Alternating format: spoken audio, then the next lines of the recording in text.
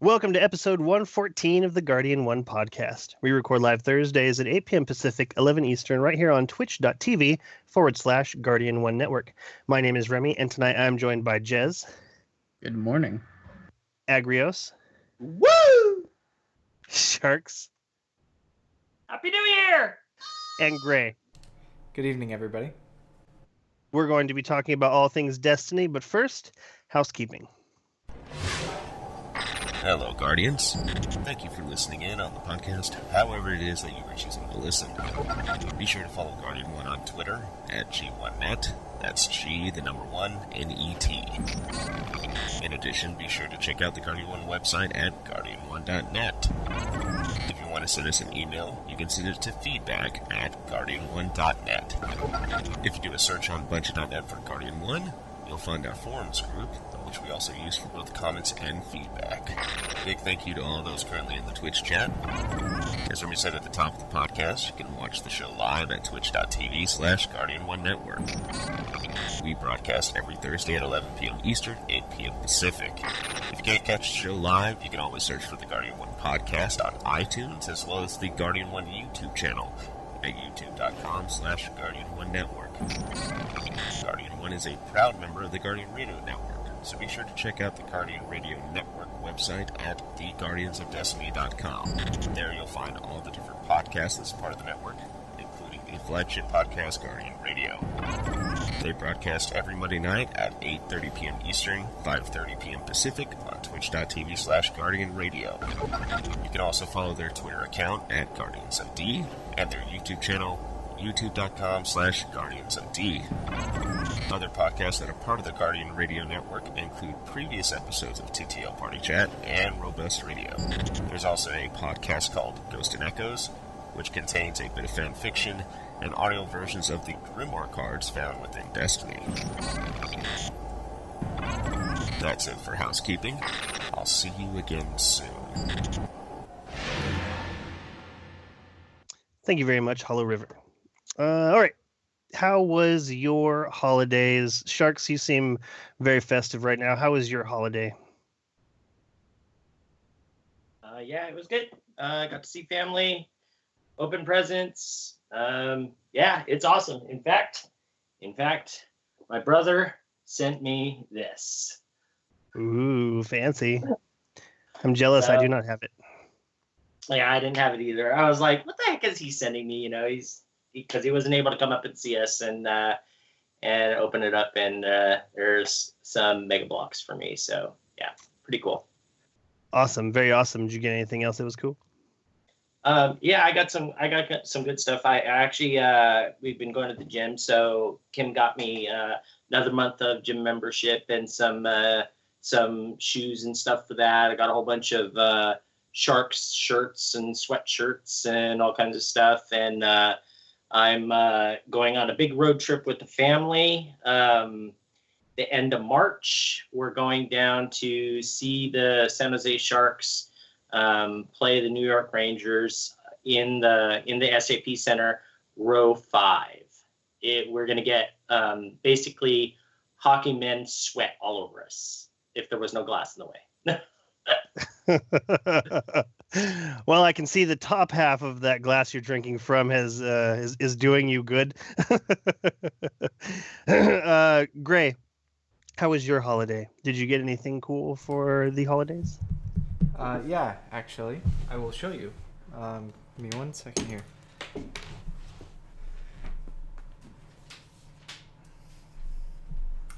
So this was the coolest present that I got this year. You guys can see this. Awesome. You can even see me in the photo. So Remy, you know what that is. I do. That's Mount Shasta. So Mount that is, Rainier. the beautiful, picturesque Mount Rainier. This is a giant framed painting of it. Set that down. That's awesome. So my dad, who lives in Yakima, Washington, he actually shipped that to me from Washington State. And it's going to go up in our living room. It's going to be a nice big framed picture. It's about, it's probably about 4.5 feet long, the whole thing. So it's a nice big painting, really cool. That was probably the coolest gift that I got, but I didn't actually have that many gifts. Between Hefty and I, we had quite a few big purchases this winter with the PlayStation Pro, and then I had to get a Samsung HDR TV and set up the office area, so we kind of decided that we weren't going to buy big Christmas gifts for each other. And instead, this was the first year that we decided to do one of those kind of adopt a family things. And through her church, we adopted a family and chose to buy gifts for a 12-year-old boy and a 7-year-old girl. So hopefully made somebody's Christmas a little brighter. Man, that's awesome. That's really awesome. I bet that feels good. And very cool painting. Agrios, did you get anything cool for the holidays? Did you enjoy your holidays? I did. I picked up a PS Pro. That was my main acquisition for the holiday, for the Christmas holiday. My girlfriend and I, we bought a fair amount of stuff on Black Friday for ourselves, so that was a good chunk of my Christmas games came to myself on Black Friday, as far as like we went and stuff like that. And the PS Pro was my big Christmas gift, though. That's awesome. Very cool. How is that PS4 Pro? Do you notice anything different about it? I can load a lot more games on it. Because it's got the terabyte hard drive as opposed to 500 gigabytes that my PS4 has on it. And that really seems to make a difference. When you start to add up all the other amount of data, like, the other things on there take, there's a much larger percentage for you to just fill up with things and be able to like go from game to game a little bit nicer. So that's actually really nice. I'm surprised at how much I was able to put on it. Other than that, with my current TV, I really, really don't notice any difference at all from my PS4 to date. Now, I haven't really played a lot of games on it yet to start to pick up on nuances, but the main idea was future-proofing. The next intention is to get an HDR TV for the living room. And everything I read, HDR is the next real thing. Like, 4K doesn't impress very many people, to be honest. And unless you have a really, really big TV or have to end up being really far from your screen, 4K actually doesn't really make that much of a difference. Interesting. According to people, I've never had one in my living room for an extended period of time. But even looking at the stores, if you start doing some distance tests, you can see how, when you start to get far away is where it really shines in the difference between the two TVs. But the thing I read about online in like some forums that I respect and such, we have people switching from PC Master Race to PS Pro just to take advantage of the HDR that, is not as prevalent in PC gaming as of yet. And there aren't HDR gaming monitors really right now. You have to still hook it up to an HD TV, coupled with the fact that the consoles eliminate hackers altogether, which are more and more of a problem every day. A lot of people are switching from PC to the PS Pro, and I think that's a bit of a testament right there to what it's capable of. And the way they talk about HDR, it's very much, I didn't have high hopes, but now that I have gamed in HDR, there's no going back. Everything else I see, real life looks washed out to me now. That's funny. That's funny. Yeah. So I think I've noticed that before. There was like a setting on the Xbox 360 for like blackness depth, and this is along with that. You're talking about high dynamic range, right?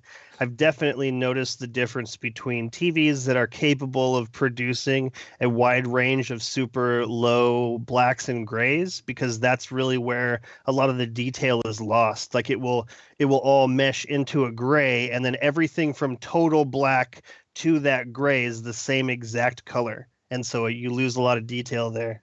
If you want to see a really good example of the difference HDR makes compared to 4K, even this is just comparing it to 4K, not even 1080p. But there's a station, a channel I follow on YouTube.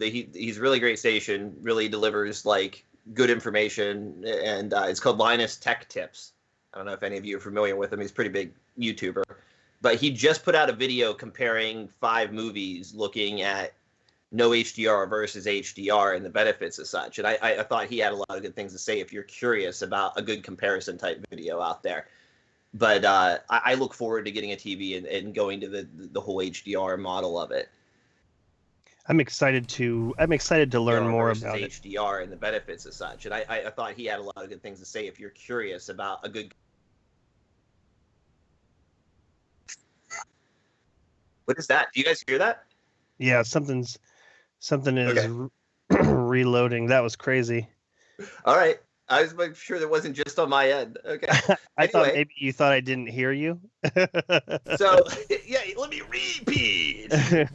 So, Agrios, I did go out and I bought a Samsung HDR TV on Black Friday weekend, and I've played a handful of games with the PlayStation Pro on it. Uncharted 4, which supports HDR, and I could say that the differences were pretty minor. It was hard for me to tell. I'm looking forward to, is it Horizon Zero Dawn was what they had shown off at the big event.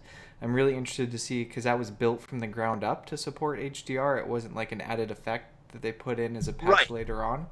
But yeah, the handful of games that I've played that have HDR, Final Fantasy is the other one I think now that has HDR that I'm playing.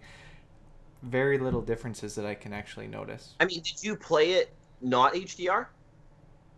I played Uncharted in non HDR, and then when I got the TV, then I did it in HDR. And actually, I had some issues with the cabling, so I had to play it in non HDR for a little bit on the Pro with the TV until I could get a different HDMI cable that could support the HDR. Yeah, right. One thing I like to give as a tip to all PlayStation users, if your TV supports full RGB, which I forget how to tell exactly if it supports full RGB or not, but a lot of the new ones do. I mean, a lot of the not even that new of ones do. The PlayStation's very bad at detecting it, and when it's not sure, it will go partial and not full.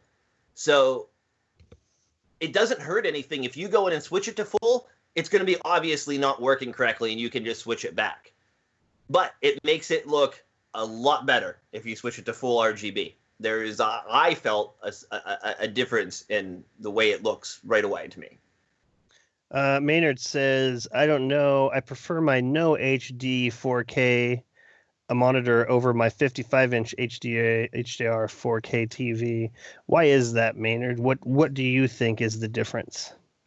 Because I don't know. I feel like I've come across even just regular set tops that can produce a really good dynamic range.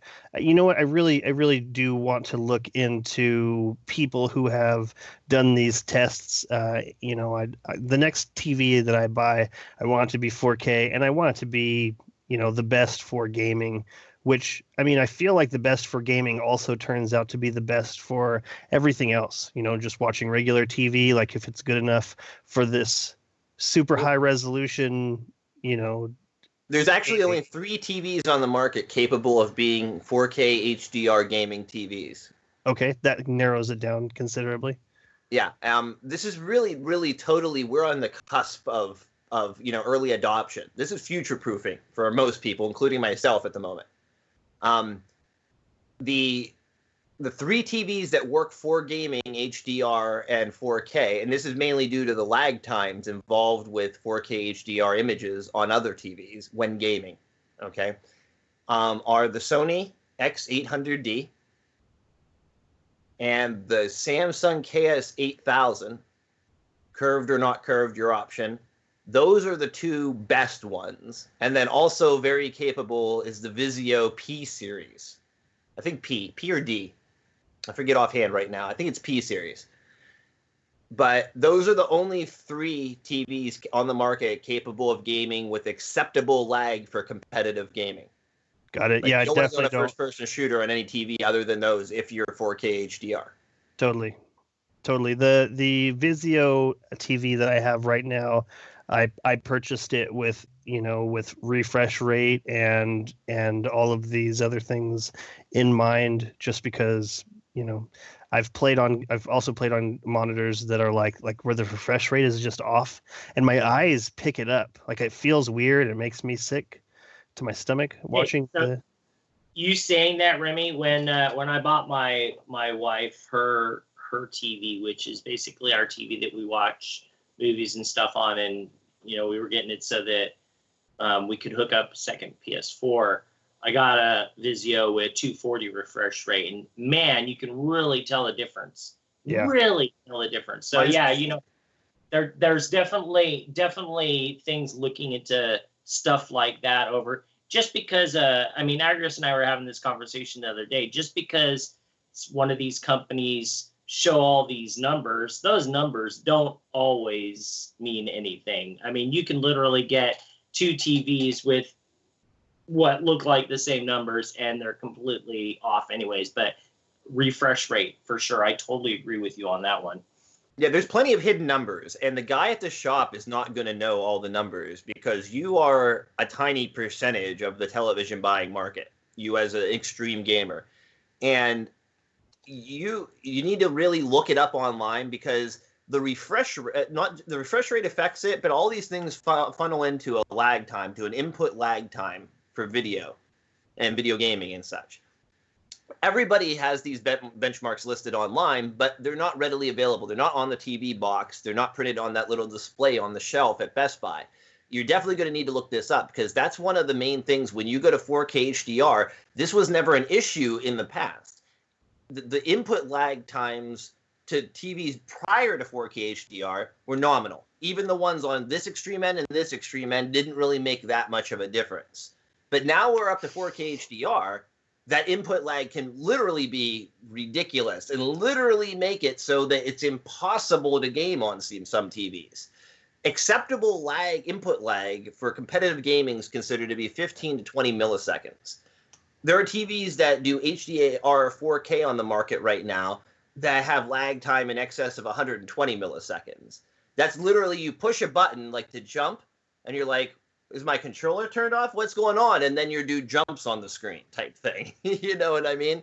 So you really need to check that out ahead of time or you might be stuck with something you can't game on. Yeah, that's a bummer. I can't handle that. Jez, how was your holidays? Did you get anything good? It was good. I got some interesting things. But Like I tend to get a lot of little things because I tend to buy my big things myself. So, like, I got a pretty controller. Ooh, that is a pretty controller. So, one of the new ones that you can hook up to your computer and use as a computer controller from the box. Like, don't need that weird X input wrapper that you normally would do.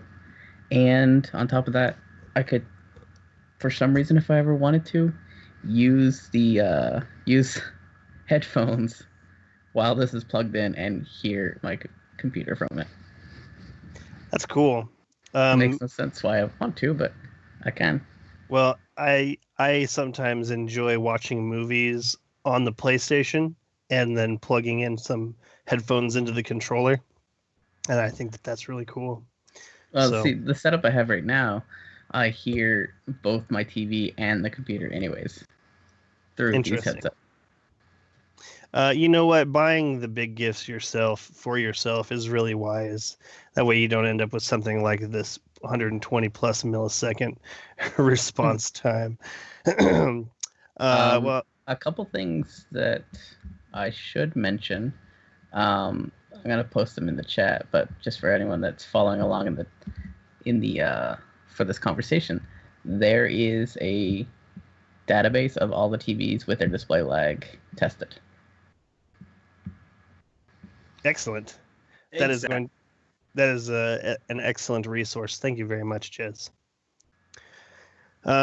Very cool. I got also a bunch of cool stuff.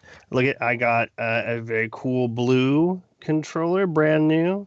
My other one is just raggedy, and I don't know. It looks like I owned a parrot. Like part of this thing over here is nibbled off.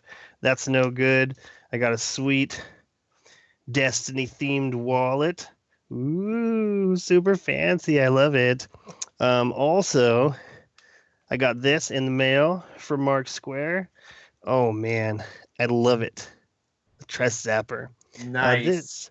This is actually from Strider. I was going to take part in one of Mark Square's cool like tournaments. He hosts little tournaments and gives away prizes, and some of those prizes are his art. And I wanted to join, but I homeschool my children, and so it was going to be taking place over that period of time, and so I just let it go. And then Strider won, and then he donated his winnings to me. So that's really excellent. I really love it.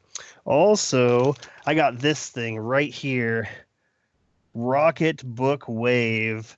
You download an app, and then the stuff that you write in here goes to the cloud somehow, and then you microwave the book, and it erases the stuff from inside of it. Like it's nuts. Like I can't even right. Reusable, intelligent notebook. Crazy. I can't wait to write it, and it goes to the computer. And then you microwave it to erase it. What? Right? It's easy. We're living in the future right now. A weird future. That is really, really, really weird. Right? I also received this sweet Logitech 1080p camera. I'm going to be putting that up in the next couple of days. So next week, hopefully the signal's a little bit better.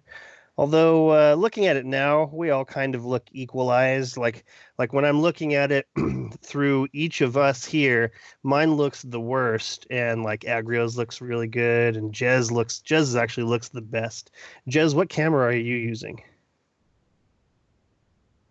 It's a 720p Logitech camera.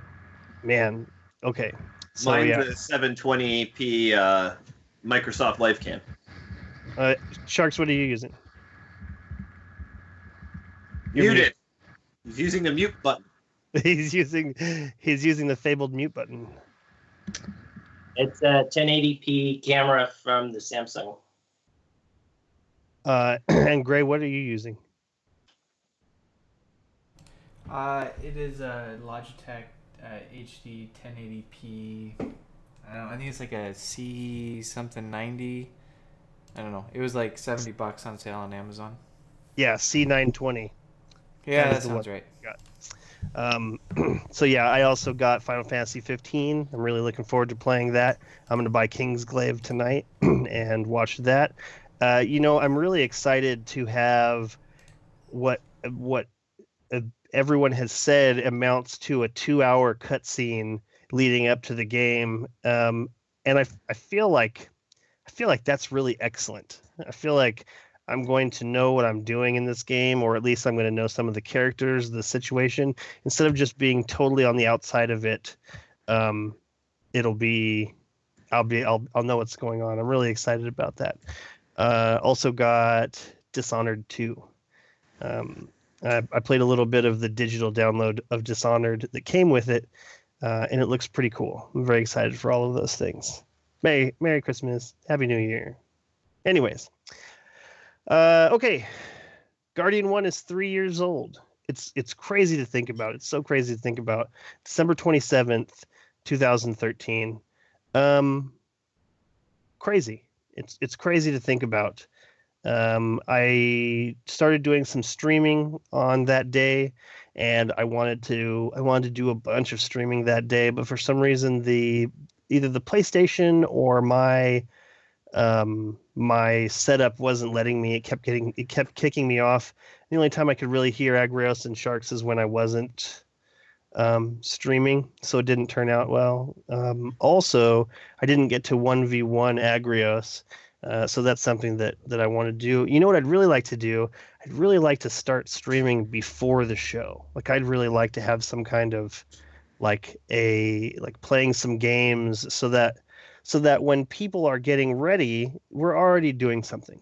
I think it would be really cool instead of us just going like, which is, I mean, that's what I do before the show starts. I try and get it out before we hit go. So half of the audio isn't just me going, so yeah, 3 years. Happy birthday, Guardian 1. Let's see.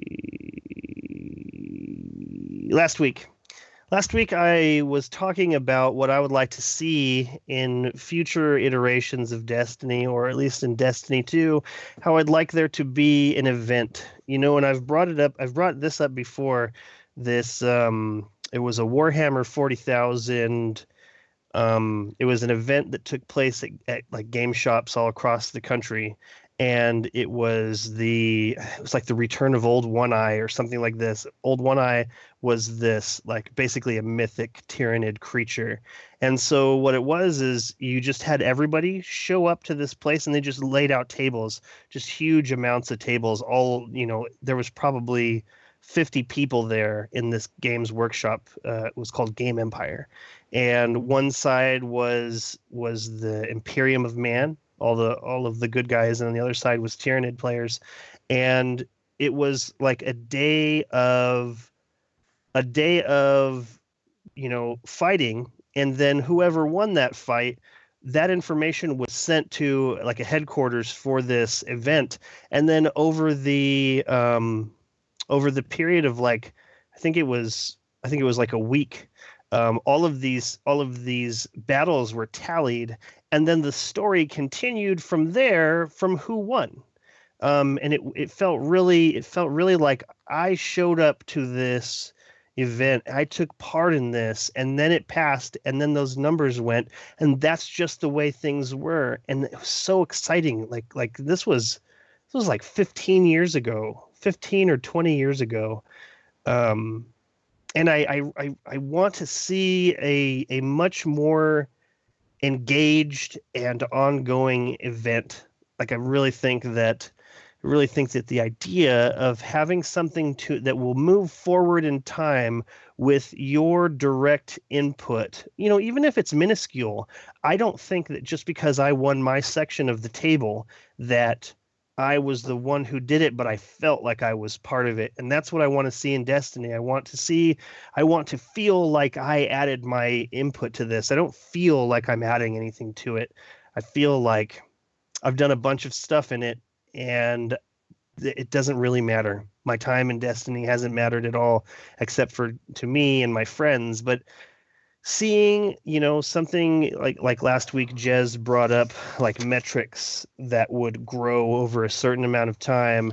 I mean, these things I feel like they're small. I feel like they're small in comparison to how much I can put myself into it, just one more. If I just do one more of this specific strike, or if I just do one more patrol, I'm helping humanity. I'm helping the Awoken. I'm helping the Exos. I'm helping the good guys to do what we need to do. Or I'm helping a faction specifically. Like I want to see this engagement. And so Sharks, last week you said that you would just like time to think about it and then go for it. And so I'd like to hear from you first. What is it that you think that would be good for these kinds of like an event, something that would make you feel more invested, something that will push you, even you, to just do one more strike or one more patrol or one more ring around the rank? What is it that would make you happy about future iterations of Destiny? Well, basically it comes down to knowing that what you're working towards is not just something that in 2 minutes is going to be thrown to the wayside. And in order to do that, one of the things that I feel they would have to do is make it where, well, I mean, the easiest way is saying like gear and stuff, but I mean, it's not really all about gear, but you have all this different gear that you have out there. And nowadays it seems like a lot of it is kind of pay to get it. And I understand the whole philosophy on that.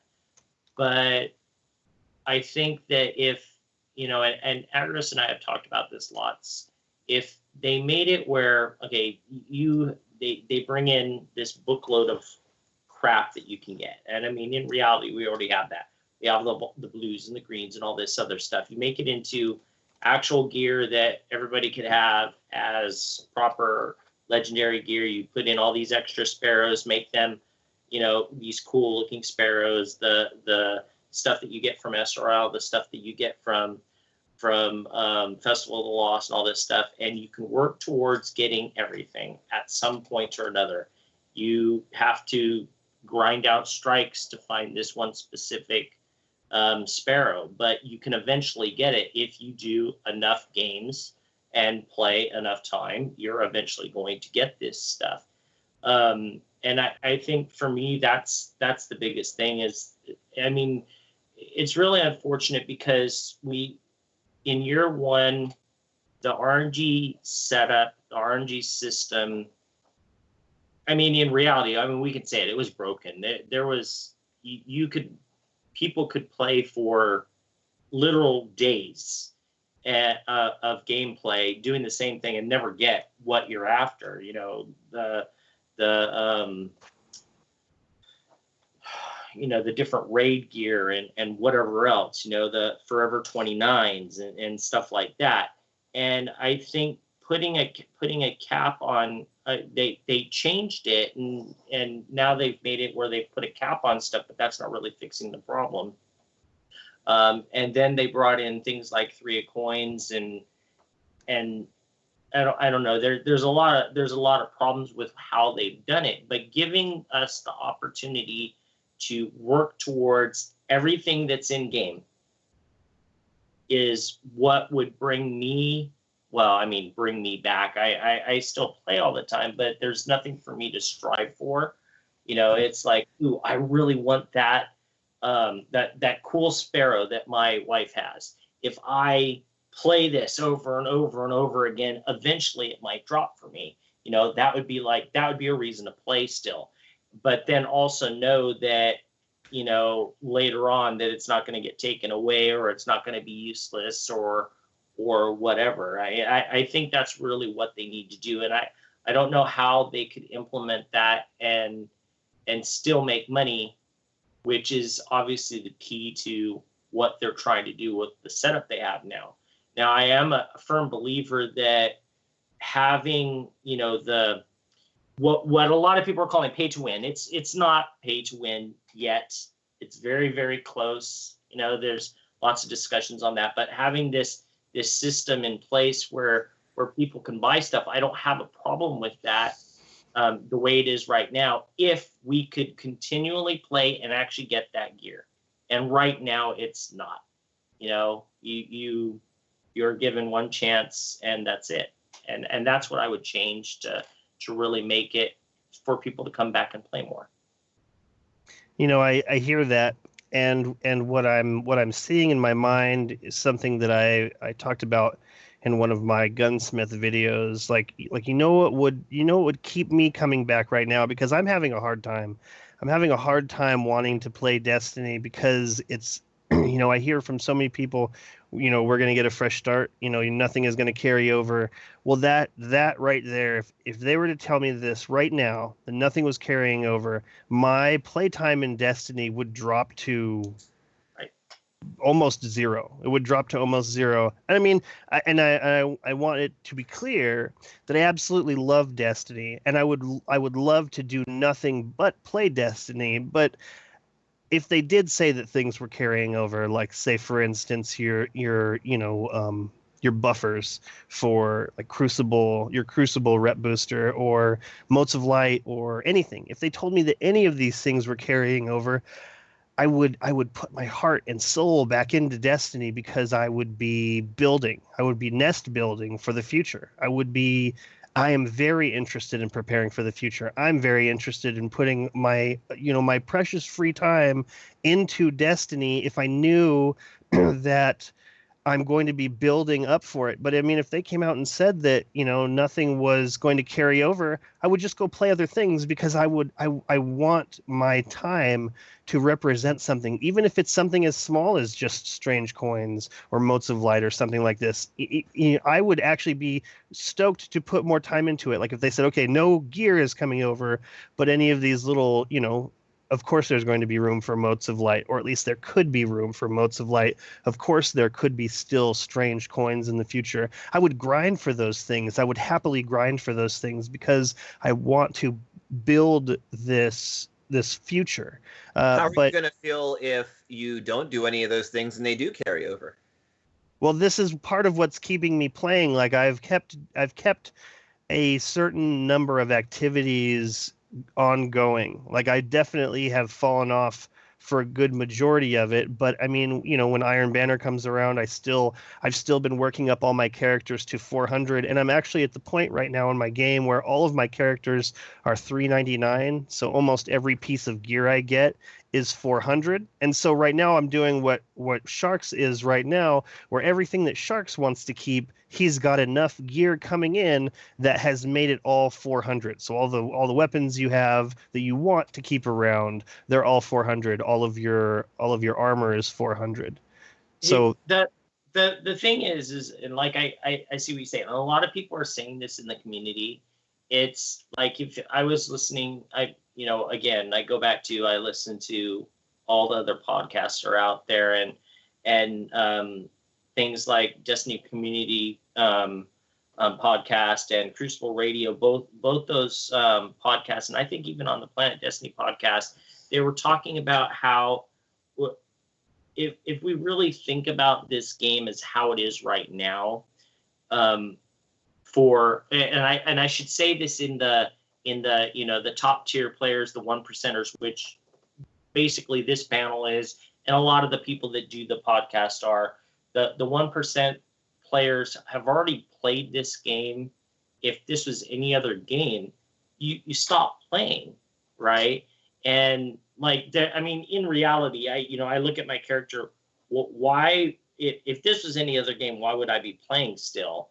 Because I've done everything. I've got nearly everything. It's like, why do you do that? And then there's the thoughts like what you're saying. Oh, well, what if they're bringing it to the next iteration or whatnot? And I think that's the problem with how Bungie has relayed this game and changed kind of how they've told us what this game is going to be over its iteration. Are we playing separate games for the next 10 years? If it is, Bungie should tell us. And if we want, we can go on, we can play and have a little bit of fun. And then they can actually spend less money because they won't have to have people on a live team and put those people into making the next game and then us play the next game. Because the fans would come back. But it's the unknown, what we don't know, is kind of screwing us over. Yeah, I'm ready to know. I'm ready to know one way or the other because like I said, I want to prepare. Are you just saying nope there? Oh. Okay. Okay, why don't you tell me and everyone listening, Agrios, what it is that you feel like an event that would bring you into Destiny, something, what would keep you coming back? What do you want to see in the future? I don't need that. I have what I need mostly in Destiny. If they kind of keep what they're at and kind of keep up the rate, so to speak, I'm a little bit okay with right now. The Halloween event wasn't always cracked up to be, but you don't win every time. I would play Destiny a lot more right now if I had more opportunity to do so. The biggest problem is that I go and look, and I've said this before, I'm only really interested in playing Destiny with friends, but I'll go and look and there's only like one other person online and they're in Nightfall with 2 other people at the moment. I'm not going to play Destiny by myself. Destiny holds no solo interest for me at this point. 0 solo interest for me. Now, I got to say this right now because I feel like I'm about to be really, really critical. I love Destiny. I mean, I do a podcast every week about it and everything like that. I love Destiny, so I say these things from a place of about a game that I love playing. It totally feels like microtransactions were crammed down our throat. It totally feels like they were jammed into a game that wasn't even remotely conceived to contain such things. Destiny's microtransactions and the state of what they're trying to do with that and how that's affecting the future of Destiny is just totally broken, in my opinion. There are other games out there that nail the microtransaction model. I have no problems with microtransactions, but I have huge problems with the way they're implemented in Destiny. I feel like I never have a problem with people who have too much money, more money than they know what to do with, spending money to not have to invest playtime in a game. Because if I don't enjoy the playtime I'm spending in that game with a friend, that's over half the point of the game to me. So why am I paying to dodge out on that? But there's people out there who they're a brain surgeon who does research and they work 90 hours a week, but they still love gaming. They only have 3 hours of gaming a week, so they pay all the money they can to make those 3 hours as awesome as possible. That's what some of this stuff's for. Some of this stuff's for just people who want to blow through a game and see all the experiences they can see in it and, get past that. These types of milking microtransactions for people who don't want to farm the time or don't have the time to farm, those are the type of microtransactions that I'm totally okay with and that Destiny doesn't even have. Like they have, skip to level 25 or something like that. Like I don't see paying money, just sell motes of light and stuff like that. I can go out and earn motes of light, sell motes of light, make money off people who feel like paying money for motes of light instead of just earning them by the bucket load like I do, and make your money there. Don't ruin the game for other people. There are other games out there, like I talked to Sharks about this, like Warframe, they really nail it. And the problem with applying to a microtransaction model like Warframe has to Destiny is that Warframe doesn't have RNG for their specific items. They have RNG as to whether you're going to find items or not. But the RNG doesn't happen within the existing items. With Warframe, you go in and all the perks that are going to be on your weapon, you pick. They're all just empty slots. Oh, shit. They're all just empty slots. And you fill them in with all the perks that you want. But your RNG in finding each of those perks to install in your weapon that's where their RNG, that's where their grind comes from. And that's why I said it feels like Destiny was a game designed not to have microtransactions that they're now trying to jam them into. And I think that's what's causing a lot of the friction with that whole environment right now. Okay, so I'm glad that you brought that up because I meant to talk about this before, but I sidetracked myself. I would love to see each weapon in Destiny become more modular in exactly the sense that you just brought up. Like I want each of them to look somewhat similar to the Kostov. Like the idea, I have several DIS 43s and 47s in my library. The idea that I could have one 47 and pull out the pieces, the nodes from other ones as I get them, and then put them onto this or even select between them while I'm playing the game, it appeals to me so much. Instead of having a bunch of these different ones, I have one that I've been carrying this whole time.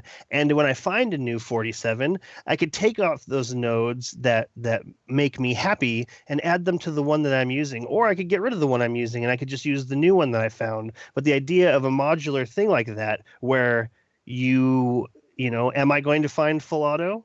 When I do find it, I can install it, or I can switch between one of those other nodes that I've found. Like that seems like the future to me. That sounds like the future to me because, I've got a couple different shadow prices. Which one's the best? I don't know. I don't want to have to delete any of them, but in order to, this would just go all the way across the board. Every single piece of gear I have, if I could just continue to rack up nodes for each of those pieces of gear, that were even just in the same family, my vault space would be much lower, and I would be able to, I would be able to find what works best for me, without having to change the whole gun out. It really seems like such a horrible system to have to switch an entire gun out just because I want to change a scope or something like this.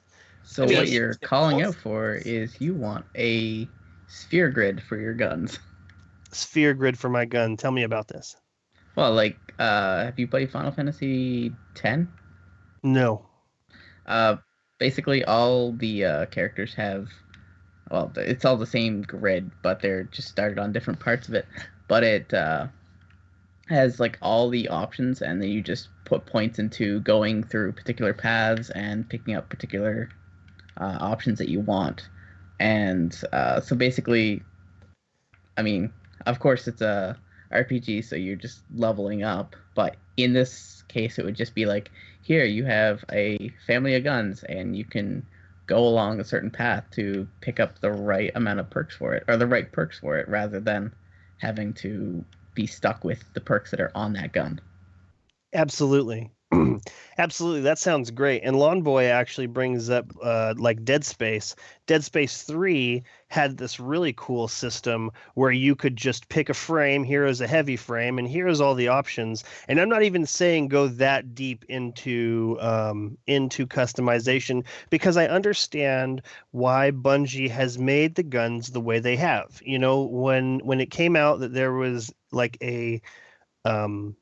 an infinite number of generation with all of these guns, they released photos that were like, here is a bunch of pulse rifles, and here is just all the different things that are all the different styles that you could have. But this doesn't speak to the gun. Shadow Price is a very specific weapon. Even if it's a similar archetype to other auto rifles, Shadow Price is Shadow Price, and I'm totally on board with that. Totally on board with, this is Shadow Price. It looks like this, but because there are so many, like you're saying, there's so many different options on each of these guns, it makes more sense to me to be able to pick what I want.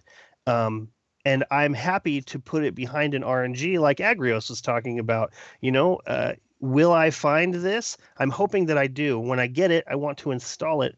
I would really like to be able to keep a piece of gear. I don't want it to be destroyed. Like, let's say that I'm using full auto, but only in that slot I can have, unflinching or, take a knee or whatever. I might want to swap to unflinching at some point. I can't imagine why, but I don't want full auto to be destroyed on it. I want it to be something that I can swap back and forth. So I don't know. I just feel like if the beauty of Warframe is that they're mod slots, they're perks. Like, if you get a mod that says adds, 45% fire damage to a weapon, you can just take that and stick it in any rifle. If it's a rifle mod, you put it on any rifle you have. You get multiple copies of that perk, essentially, with infinite inventory space. Infinite inventory space. Yeah, that's a bummer. Yeah, so I don't understand where the technical limitations come in on as far as, like, Destiny and their inventory, but, like, it's literally half their problem and almost everything that is a problem.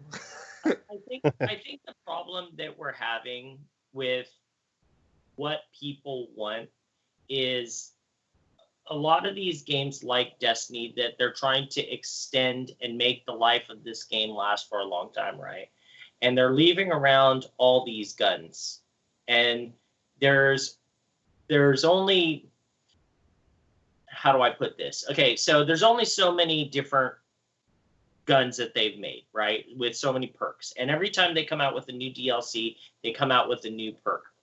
And Bungie is always changing all of these perks because people are bringing in these guns and then they think that it's too overpowerful, and people complain, this gun is the one that's ruling the game, ruling the nest, and all this stuff. And so everybody goes out and works for that one gun. It's a huge snowball effect of what all of this is happening. Now this wouldn't work, okay, but I'm saying if the guns progress each DLC, right, old guns wouldn't matter anymore.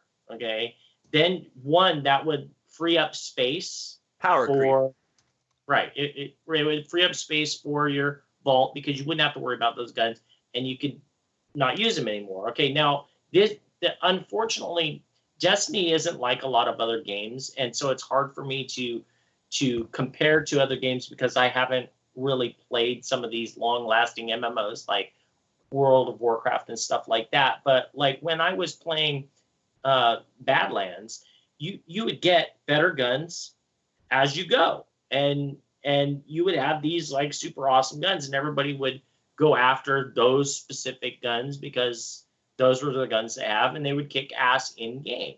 But unfortunately, the way Bungie has handled the gun play in this game, we have it's not really the case with like, well, no, it is. Okay, I've got this year one shadow price that has the perfect roll, and at the moment, auto rifles are the best gun to have, so I can't get rid of this.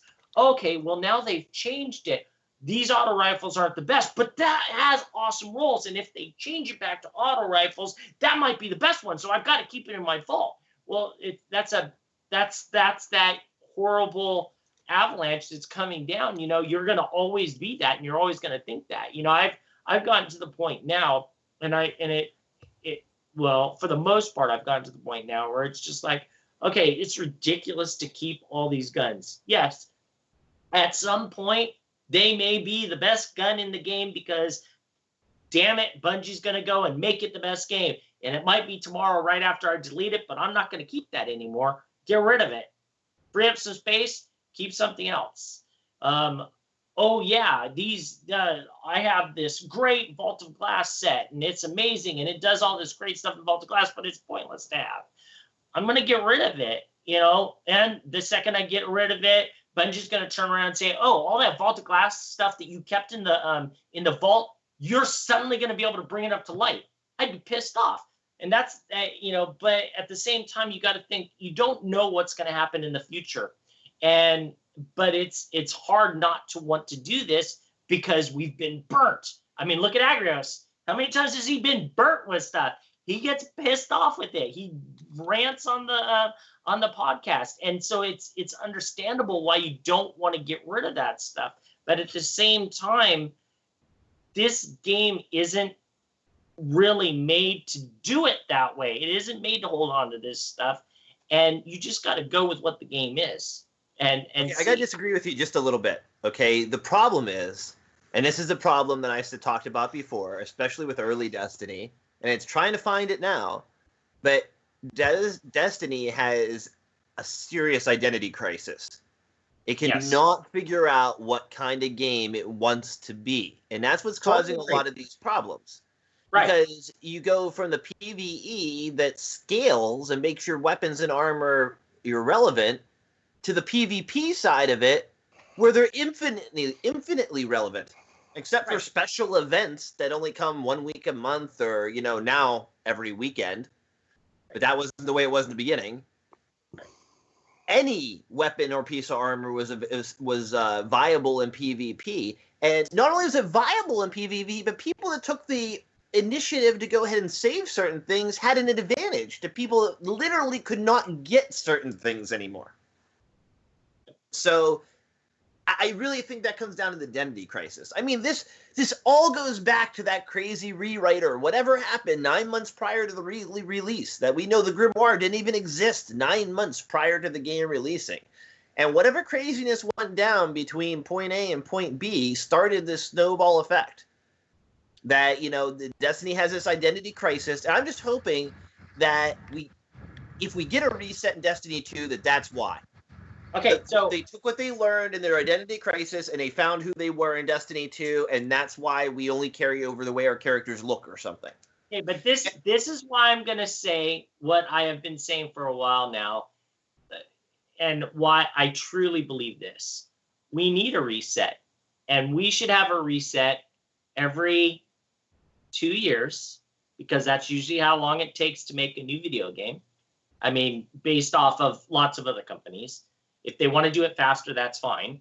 Okay, have a 2-year lifespan live team, updates, whatever the hell they want to do with it.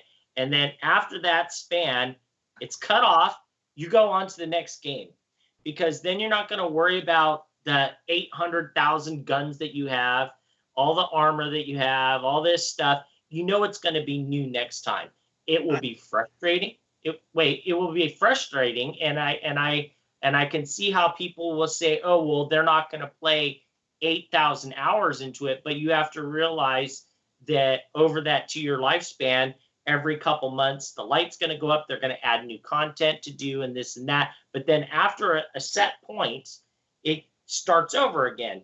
It can be story driven why it starts over again. Right. And I agree with you to a certain point. But here, as a gamer, as a person, I want a saga. I want a character that I'm going to play 10 years from now. That is exciting to me. So if Destiny doesn't want to be it, that's fine. But wait, I don't see why you can't maintain your character and for story-based reasons lose all of your inventory materials or something like that. Right. I don't see why you can't maintain like a set of medals that this is my person. This is the character I've maintained from point on and stuff like that. So that's why I say I agree with you to the reset to a certain point. But I don't want a new character, fresh game every time. I actually do want a saga involving me as my guardian. I agree with you. Wait. You should keep like the crap like shaders and emblems and all your numbers and stuff like that. And I'm saying like all that gear that everybody's always wanting to have, that perfect stuff. You know, they go out. I mean, shit, you look at gear now, and this is something else that a lot of the podcasts are complaining about, and we really haven't talked about, is that look at the gear. Most of the gear that's out there, legendary gear, it's better than the exotic stuff anyways. That right there, that just shows how broken the gear stuff is right now. So you wipe it all. You can't have those guns and those armor for whatever reason. You know, because they took us out to the edge of the universe to go and see Ephrodite's group. So we didn't take our guns and our shit with us, and we don't have access to it. But you still have all the the rankings and all that stuff set up so that you can continue that way. And I don't know, and I don't really have the answer, but I'm just saying that we have to look at it differently. And this nobody keeps crap that is not as good anymore. You know, you upgrade your computer all the time. You guys were talking about upgrading your TVs. You know, so in nostalgia, are you gonna keep that 720 TV? In reality, you wouldn't. You'd be like, no, forget that. That's gone. I got junk in my garage that I tear apart and put back together. You're not helping the situation, okay?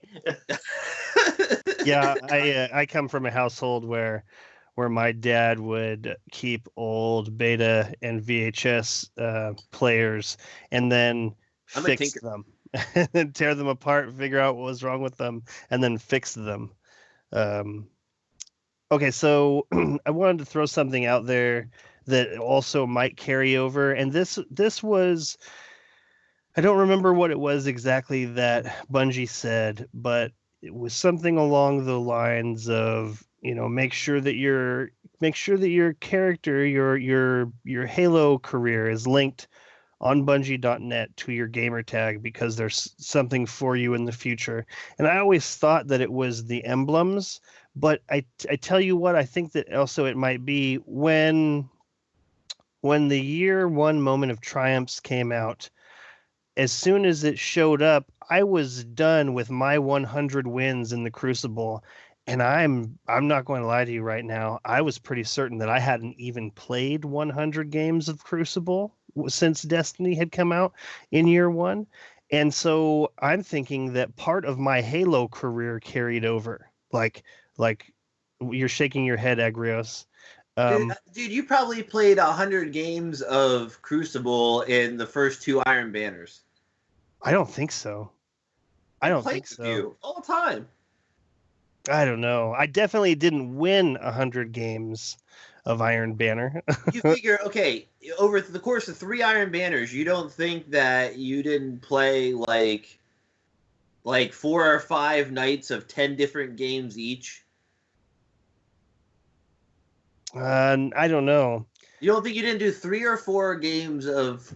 You'd only had to have done basically 3 days of 10 games each over the course of the first 3 Iron Banners to get 100 games in.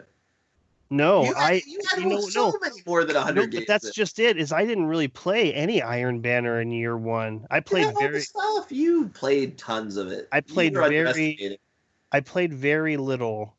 And another thing that made me think of this was that it wasn't until just recently that scout rifles surpassed auto rifles in total kills, and the only times that I've really felt comfortable in the Crucible is with a scout rifle. So I know that some of those stats carried over. Wait, no, no way. I remember over and over again, you would come and tell Agrius and I, oh my gosh, this is the best gun in the world. Suros this, Suros that. All I ever use in PvP. That's all we used in Iron Banner first year was Suros Regime. Yep. Only recently did my stats go past most kills with auto rifles, and except for that real brief period where I used the bullet hose, the Trials of Osiris one, whatever it was, and then the Soul Stealer's Claw for like a month there, maybe. Except for that period, the only time I used an auto rifle in Crucible was my Vanquisher in year 1. And I just barely recently passed above most auto rifle kills in Crucible with a pulse rifle. Yep. Interesting. You play a lot more than you think you do over a long period of time. You played a lot more than you remember in year 1. Yeah, that too. I mean, look at your hours. Look at how many hours you played. Yeah. Go to that website. Look how many hours you put in year 1. We played a lot of Crucible. You're underestimating it severely. Yeah. Maybe I'm just misremembering it, but I'm telling you, I just don't have any gear. Like how far back does it go? Does it have your entire career on there? What do you mean? The Yeah, hours thing? Yeah. The hours thing starts like when Destiny launched. Like their little grid they put up is when Destiny launched. If you're looking at the visual representation place, if you're just going to the hours place, I don't know what they do, but I assume it's since Destiny launch. Well, anyways, even if I'm not correct about that, I definitely think that these stats could carry over into the next game. Like total number of kills, how many Fallen have I have? I mean, unless they're planning on redoing everything so much that we're not going to see the Fallen anymore, which I can't imagine. Like why would they get us so intimately familiar with this alien race if they don't abandon storylines? I mean, the Fallen are the most interesting out of all of them, if you ask me, because they're basically facsimiles of us after the Traveler left them. Okay, so this is more wishful thinking than reality, but I'm gonna throw this out there anyways. Okay, so was it yesterday or maybe it was the day before? Deej tweeted More Console, right? And More Console wasn't answering for hours, which is not a surprise because it was the middle of the night in England. But we'll give Deej the benefit of the doubt because More Console's on all kinds of different hours. And he goes, I direct messaged you, okay? And people are saying, oh, why you direct message? Because we're friends, blah, blah, blah, blah, blah, okay? But whatever, okay? There's all kinds of reasons why it could have been. The very next day, More Console posted something about the Traveler Awakening. Who here thinks that maybe Deej let something slip for him to start promoting something that's going to happen, whether it be in Destiny 1 or maybe start releasing something for Destiny 2? And the reason I'm bringing this up is because you're talking about, the Fallen, losing the Fallen. I can't see any of these characters not being part of the game one way or another, even if it's very, very small bits. Like, for instance, we haven't really dealt with anything with the Vex, but we know damn well that at some point the Vex are going to come into it because darn it, I can't think of the Exo's name. Stranger? What? Shiro? Stranger? The Stranger has that storyline has to deal with the Vex. So we're just getting lots of little tidbits of storyline the last 2 years. They're not just going to dump all that old storyline. I mean, it's possible. Anything's possible in video game making, but if we're going to stay with storyline that Bungie has been building up, they're not just going to dump all these characters and say, okay, we're done with them. The only way they would do that is if they did like a big raid and it says, okay, you've wiped out all of Fallen or all of Cabal or this and that, which isn't going to happen either. You never completely annihilate a race. So that they're going to be there. But anyways, back to what I was saying. In hindsight of not losing stuff, do you think that we're going to see some kind of special thing and maybe the Traveler is going to awaken? Well, firstly, you are taking one particular thing kind of out of context because it's part of all those stupid little fortunes. Right. No, I understand that. But that's why I'm putting it there. Did they do that for a reason? I have a feeling that's the fortune that he got, and that's what he just tweeted out. Oh, I see what you're saying, Jez. Yeah, I think that it would be crazy for Deej to say anything to More Console, and then for More Console to throw it back out there. He also tweeted. He also tweeted the Nothing Sleeps Forever, not even the Traveler, after Deej asked him to check his DMs. That's what I'm saying, though. It was after. So I'm not saying whether I think this particular instance is an actual clue or not. But as far as Destiny leaking clues through their number one streamers and things, well, that's right on par for a video game company. Yep, especially Bungie. I mean, Okay. More Console has to be one of the number one Destiny exclusive streamers out there. And the number of hits and things he gets and views. Why is submachine gun a weapon usage weapon type on DTR? Because it was originally like a projected weapon type for Destiny that was never actually... We don't know what that became or anything of. I have a feeling it might have been what is now sidearms. Oh, okay. Because I could see that. At least one of the first ones was automatic. Like a pulse rifle anyway, right? Hmm? Like pulse rifle, not automatic. Well, let's see. Yeah, it was Like rifle. semi-automatic pulse rifle effect.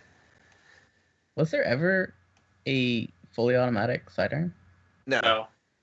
So, but I mean, even just shortly before the game launched, we know they were still playing around with how this was going to set out and lay out in Destiny. I mean, just a couple months prior to launch, they were telling us how they moved hand cannons from the secondary slot to the primary slot because they felt like, running them with a sniper rifle or a shotgun was appropriate. And that they felt like that was more home. Originally, hand cannons were a secondary weapon. Yep. And it was only 8 months before launch that we got that report about them moving that to the primary slot. So a lot of this stuff was up in the air. And you got to remember, DTR, they were designing the site way back, with the earliest information they had. They were on the scene, day one, so to speak. So anything they found in the code when the game was launching, they of course made a category for, so they would be first on the scene. Man, I've got 2,484 scout rifle kills, and I've got 544 super kills. That's the next thing I have down. That's crazy. Top 1% lifespan, 1 minute and 44 seconds.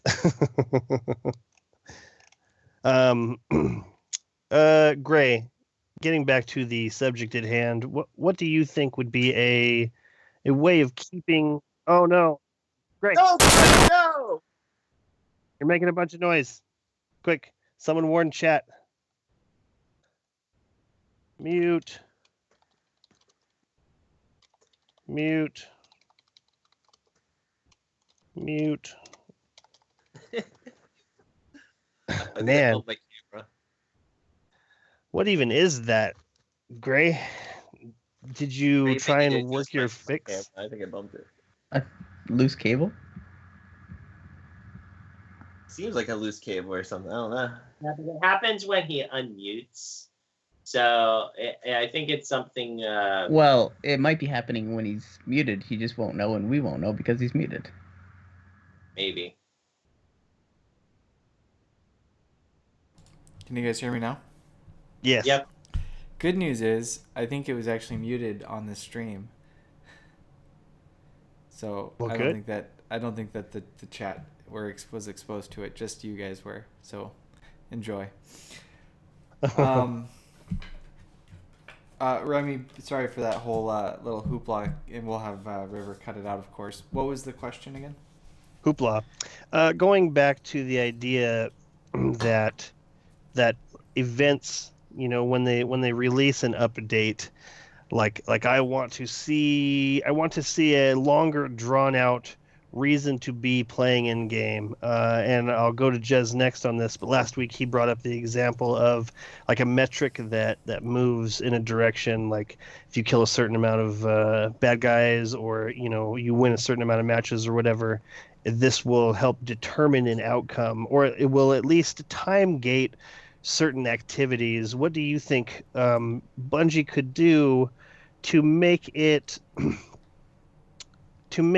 more in investment? What would be a greater investment for you? Because right now, I made comment last week that when this this latest download dropped, there was like a ton of people playing for some kind of 4 to 6 to 8 weeks afterwards. There was a ton of people playing, and everyone was doing raids, and it was really easy to work your way into getting these things done. Like right now, trying to do that Outbreak Prime would be tough. Would be tough for anyone who wasn't around that first couple of weeks, because that was when everyone was running it constantly. And what I want to see Bungie do is I want them to stretch this out. Like I want there to be a reason other than just because that's when everybody is on. Like I want it to be something that keeps people coming back. And what do you think that Bungie could do to make this happen? Yeah, I think that they need to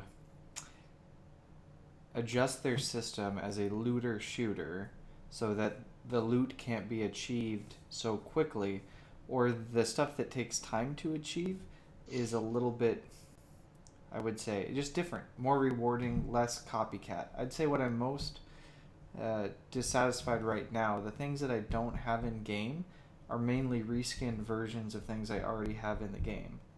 And I don't necessarily want that. I don't need another Sparrow that looks the same way as the current Sparrow I like to use, except its coloring happens to be Future War Cult instead of, the Vanguard. That's not something that's worth my personal time to try to achieve. Now, if there's something in the game that's unique, that's brand new, I can't tell you how much I would work at trying to get something like Black Spindle when Black Spindle came out, because there's nothing like it in the game. So I think that they need to retool that a little bit in how they release the content so that it stretches longer and has more of these items that are unique, one of a kind, and not just reskinned versions of other things. And I guess, Destiny's gameplay is excellent. It's got some of the best gunplay of any game that's out there.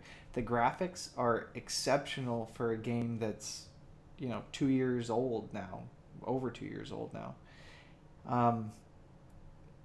What they need to basically do to keep me interested is just burn it to the ground. They need to get rid of everything. I'm looking forward to a hard reset in Destiny 2 where there's a bunch of fresh things that I can go and try to achieve and try to experience. because I really don't want another reskinned auto rifle that's the archetype of something that I already know, and is going to be maybe 2 percentage points better in some situations, 2 percentage points worse in other situations, just because of tiny switches on the stat rolls. But for all other purposes, it's just a reskinned version of something that's already in the game. I don't want more of that. I'm tired of that. Interesting. I kind of feel this way about the ornaments in Destiny. The ones that strike me as the most worth getting are the ones that actually change the polygons on it. Specifically the one, I think it was Dragon Bone or something like this for the Bad juju. Bad Juju. It actually changes like all of a sudden there's a great big skull on the end of it instead of just changing the colors or putting different stickers on the side. It actually changes the physical shape with it. Same thing with Icebreaker. It's got the one that changes the little knobbies on the side. It's just this really smooth appearing deal. Like yeah, but if you do that, do you want flavor text with it also? It doesn't need to be. Like, but Bad Juju is still Bad Juju. Then it is just paint jobs then. Gray? Is that how you see it? I feel like they maybe should put... those are actually obvious paint jobs, right? Those are ornaments. By definition, they are decoration. What bothers me is when you have all these archetypes of, say, auto rifles, and there's very little difference between guns that have different names to them. What's a good example? Maybe like Isa Luna and Palindrome. Somebody's going to kill me in the chat on this. Aren't those like essentially the same hand cannon? No, Isa Luna looks like Hawkmoon. Different color though. Besides how they look, how they perform, how they feel in game. Do they feel like different hand cannons? Essentially we have 4 different pulse rifles, we have 3 different auto rifles, we have 3 different 3 or 4 different hand cannons. 3 different hand cannons, I think. And we got like 4.5 scouts. Yeah. 4.5. Yeah, so I don't, I feel some like of the scouts we are have 60 plus guns in this game, but when it really comes down to it, we have like 12.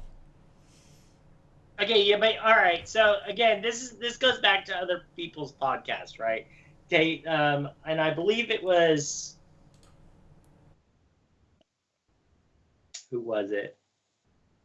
Focus Fire Team? Maybe I'm quoting wrong. I might be quoting wrong, but so they're talking about different guns, different armor sets, different sparrows, different ships. They're really not buzzed. Okay, that's not what it is. There really aren't that many guns in play. They're just making them look different for us as gamers, and we as the 1% want to make it out like, there's a reason for this, there's a reason for that. That's not what it is. It's just like any other video game. I've got a gold truth because that's cool. In Call of Duty, you wanted that gold gun. That meant something. It meant that you played shitloads, won shitloads, and so on. And they're just trying to make the same thing for us as gamers. We're reading too much into the different stuff. We want it to be that way, but in reality, that's not how it is. They're adding this stuff so that we will play more, buy more, etc.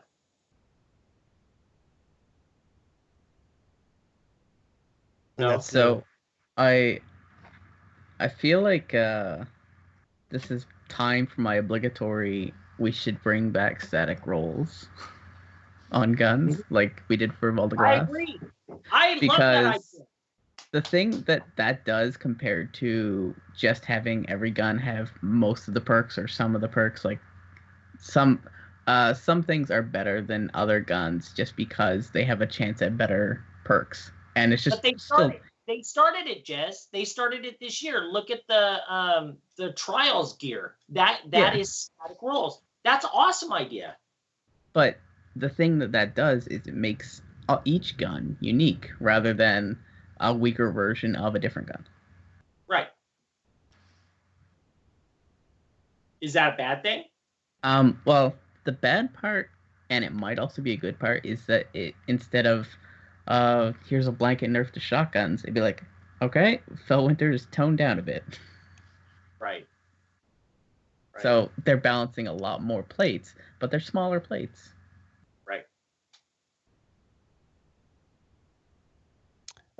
Jez, do you have anything to add to your changing your metrics conversation last week?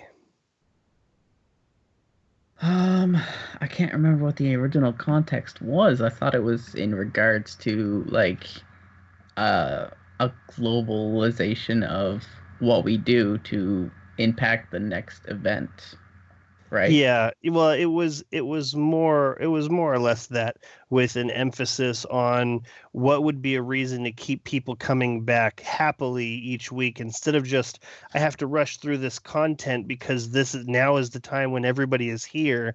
Like, have it spread out a little bit more. And you were talking about time gated activities or time gated gear. As soon as a million people run the raid or whatever, it opens up something else. So as an addendum to that, maybe we should double down focus on our weekly activities to not be 3 heroic strikes, 3 crucible activities, and then 1 nightfall, and you're done for that character. That's, well, I suppose there's also like the raid, but like there's nothing that's like solo, I can do this at any time content. Other than that, everything else is just grinding, and it's not even the satisfying grinding where you get 1% more, 1% more, 1% more. It's all that grinding of, I'm just gonna keep doing this until hope it drops, and then hope it looks good, or hope it's a good roll. I don't think that's the good type of grinding. I'd rather the just slowly filling up a bar. If I'm gonna grind, that's what I want. Or the also thing is, like, if something's super rare, like, and they kind of nailed this with some of the exotics that were super rare, it's a static type drop. Like, RNG on top of RNG on top of RNG on top of RNG starts to take a lot of fun out of things. Can I mention that in addition to static rolls, we should make it so that the actual stats on the gear is closer tied to the light level, so that like you can build a set of gear that's tier 10, you get up to 400 light, bring it up to 400 light, and then it's tier 12. Like, just well, that's the way it worked in the beginning, but then they worked themselves into a corner because the way they ended up wasn't the way they originally intended.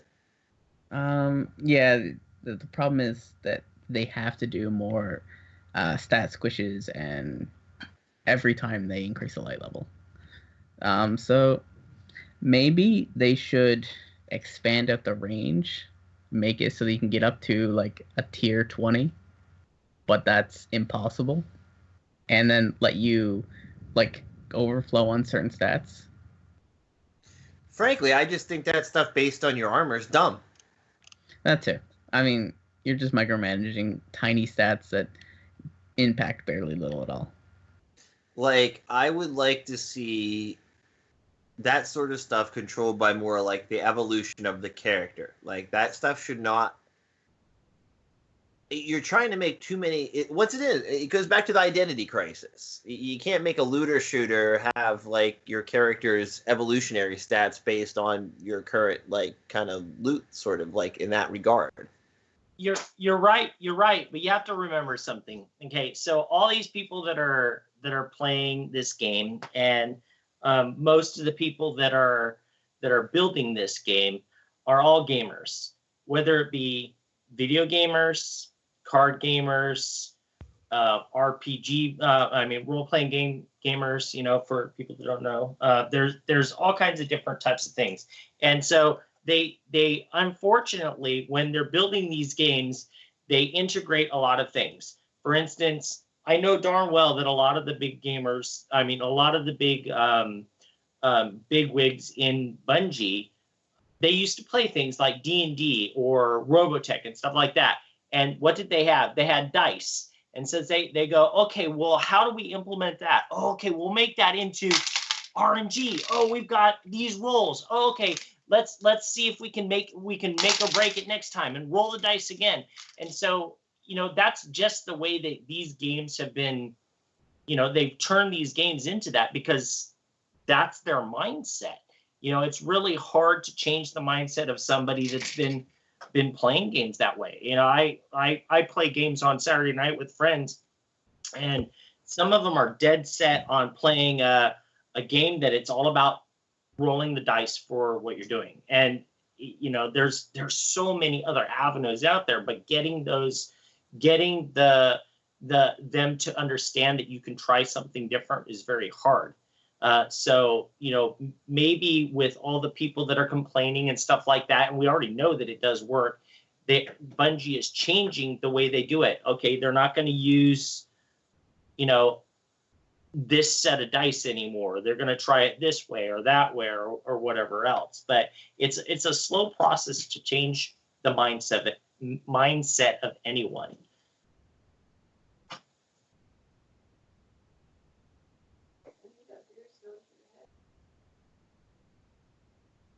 My wife said this. I was wondering how long that pause was going to be. What'd she say, Sharks? She said the beer must be going to my head. Yeah, we can see it. It's actually grown a beer mug on the top of your head. That's funny. Okay. My mug might be bigger. What's that? When are we going to get some of these answers, Remy? When do you think we're going to hear our first breath of Destiny 2? Is it going to be E3 or is it going to be sooner? I don't know. I hope that there is an announcement at E3. Like that would make a lot of sense. There better be one at E3. If it's not at E3, then we're not getting Destiny in September. We're not getting Destiny in 2017 if there's no breath of it at E3. And they said we're on point for 2017. So there's no question we're going to be talking about it by E3. Are we going to hear about it before then is what I'm asking. But wait a minute. Who said that they said they were on point? I haven't heard that. I have to look it up, but they did say they were on point for Destiny 2 in 2017 at some point, right, Jez? It was during the earnings call, the last earnings call for Eric Hirschberger was talking to the board of directors at Activision, right? Give me 20 seconds. Okay, so here's the thing. Here's what I don't really understand, and this kind of goes back into Remy's worrying about whether they're going to cut him off or let him keep going with the stuff, and they're not telling anybody. Is that you look at, like, on TV, I saw this on TV, they're still promoting, this is after Christmas, mind you, they're still promoting Destiny Collector's Edition. Okay, so at this point in the game, if they're promoting that, are they really thinking about having a quote-unquote new game come out in 2017? I mean, that just, it sounds that, I mean, usually games kind of slowly leak stuff out over a long period of time. Where's the period of time that we're getting? That's not very long away. Right. There's been a lot of people talking about it's not going to be released in 2017. Jelly Belly specifically is very certain that we're not going to see it in 2017. Well, you know who else I think we really are. Well, they brought some more studios in. Destin doesn't think it's going to be out until 2018. Well, and I mean, could be also from studios in so they could stay on the schedule. That's what I think. High Moon Studios and Vicarious Visions, right? Both on the scene now. I think it's possible to. Oh, go ahead, Jez. You did this.